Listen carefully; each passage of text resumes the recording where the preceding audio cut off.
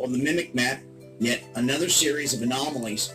This time, the massive anomaly shooting straight up and over Hurricane Alley, so to speak, and a direct hit on the storm systems that are here in the middle.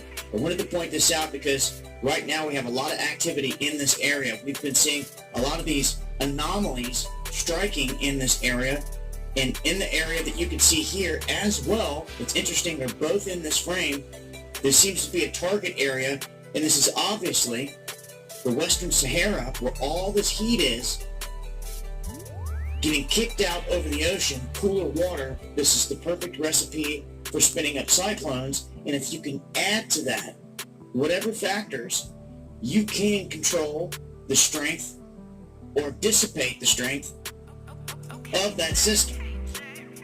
Now, just with cloud seeding, we know that they can add fuel to the fire, so to speak, but there's other things they're doing out here.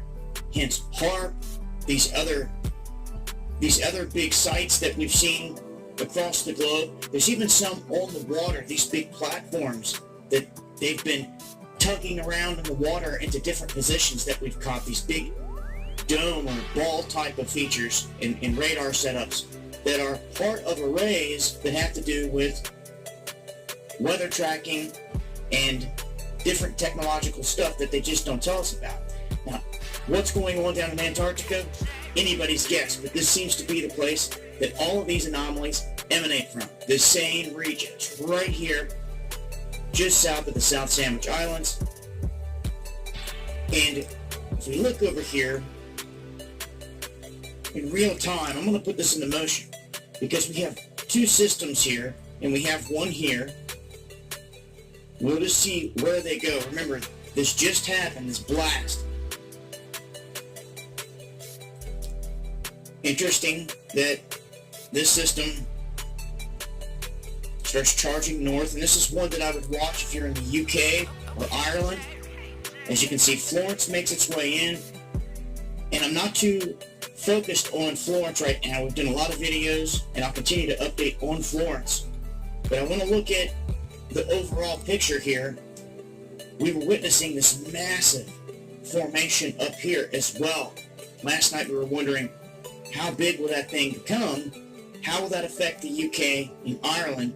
And as you can see here, this system seems to be swinging that way. A direct hit as far as the latest models. Now, as that came up through here, there was a system also right here.